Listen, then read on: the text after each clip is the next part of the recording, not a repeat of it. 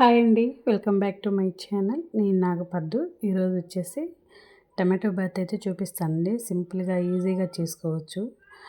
పిల్లలకి మాకు అందరం అయితే సిక్ అయ్యాం. సో అందరికీ జ్వరంగా ఉండి నోరు చేదుగా ఉండటం వల్ల టమాటా బాత్ అయితే చేసుకొని తింటున్నామండి. ఇడ్లీ కూడా తినాలనిపించట్లేదు. ఎంత పేషెంట్లు అయినా ఇడ్లీ కూడా తినలేము కదండి. సో అటువంటప్పుడు ఈజీగా అరగడానికి ఈ ఉప్మా అయితే చేసుకోవచ్చు. సో టేస్టీగా సింపుల్గా చేసుకున్నాం. మళ్ళీ ఉప్మా ఎక్కువ తిన్నా కానీ వేడి చేసి తట్టారు కదండి మన పెద్దవాళ్ళు. సో నేను ఏమి వేయకుండా సింపుల్గా చూపిస్తాను టమాటా బాత్. ప్రాసెస్లోకి వెళ్దాం రండి. నేను 2 గ్లాసులు ఉప్మా రవ్వ అయితే తీసుకున్నాను, టీ గ్లాస్తో. వేయించుకోవాలండి, దోరగా వేయించుకుందాం. ఎక్కువ మాడితే టేస్ట్ మారిపోతుంది. సో లైట్గా వేగేటప్పుడు 1 స్పూను నెయ్యి అయితే వేసాను. వేయించుకొని పక్కన పెట్టేసుకుందాం. అదే కడాయిలో 2 స్పూన్ల ఆయిల్ అయితే వేసుకొని తాలింపు గింజలు, అల్లం, పచ్చిమిర్చి, ఆనియన్ అన్నీ వేసుకొని వేయించుకుందాం. అదేవిధంగా టమాటాలు ఎక్కువైతే వేసుకోవాలండి. నేను 4 టమాటాలు కట్ చేసి వేసుకున్నాను. టేస్ట్ భలే ఉంటుందండి టమాటో బాత్. కొంచెం రాళ్ళు ఉప్పు వేసుకున్నాను, కల్లుప్పు. అది వేస్తే బాగుంటుందండి సాల్ట్ కంటే కూడా ఇలాంటి ఉప్మా వాటిల్లో. ఇప్పుడైతే 1 టీ గ్లాస్తో పోసాను కదండి, అదే గ్లాస్తో 5 గ్లాసులు పోయాలి. సో నేను 2 గ్లాసులు ఉప్మా రవ్వ తీసుకున్నాను కాబట్టి 10 గ్లాసులు వాటర్ పోసాను.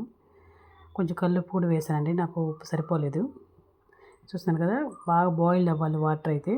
టమాటాలు కూడా ఉడికిపోయాయి.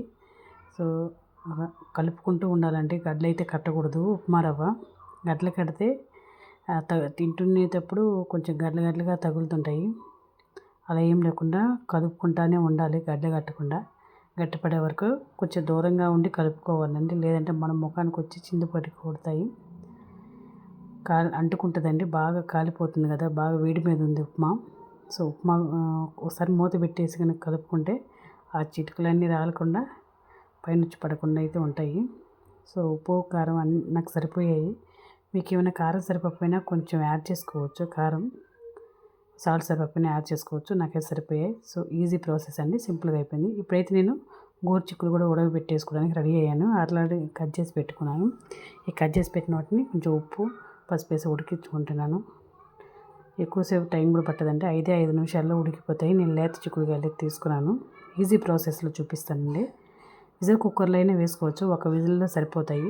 నేను తక్కువ క్వాంటిటీ తీసుకున్నాను కాబట్టి ఒక 5 నిమిషాలు ఉడికించుకున్నాను, సరిపోతాయి. కొంచెం గట్టిగా ముదిరినవి అయితే 2 విజిల్స్ అయినా సరిపోతాయి, లేదంటే 10 నిమిషాలు ఉడికించుకున్నా సరిపోతాయి.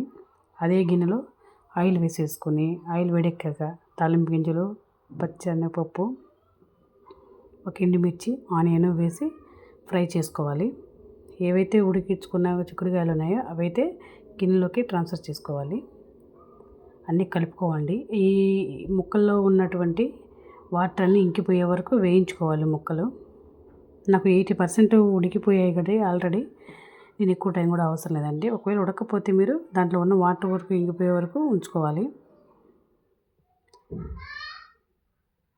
మంచిగా వేగిపోయాయి కదా, దీంట్లో వాటర్ అయిపోయే వరకు ఉంచుకోవాలి. సో ఇప్పుడు నేనైతే ఇడ్లీ దోశల్లో వేసుకునే కారం అయితే వేస్తున్నాను అండి. టేస్ట్ సూపర్ ఉంటుంది, ఒకసారి ట్రై చేయండి. ఇట్లా ఏం లేదండి, మినప్పప్పు, శనగపప్పు, మిరపకాయలు, ఎండుమిరపకాయలు అన్నీ అయితే వేయించేసి పెట్టాను. కొంచెం చింతపండు వేసేసి వీటన్నిటిని కలిపి మిక్సీ పట్టేసుకొని తాలింపు వేసుకోవటం. ఈ కారం ఇడ్లీ కారం, మసాలా కారం అంటారు. చాలా టేస్టీగా ఉంటుంది. కొంచెం కరివేపాకు కూడా యాడ్ చేసుకుంటే ఇంకా బాగుంటుంది. సో నేను అప్పుడప్పుడు నోరు చప్పగా ఉన్నప్పుడు ఇలా ప్రిపేర్ చేసుకొని గాజు సీసాలు అయితే స్టోర్ చేసి పెట్టుకుంటాను. వెల్లుల్లి కారం వేసుకోవచ్చు, పచ్చి కారం వేసుకోవచ్చు, చిక్కుడుకాయలు. సో నేనైతే సింపుల్గా ఇలా అయితే వేసేసాను. చాలా బాగుంటుందండి. కొంచెం కనుక నెయ్యి వేసుకుని వేడి అన్నంలో తింటే అమృతంలా ఉంటుంది. థ్యాంక్ యూ అండి.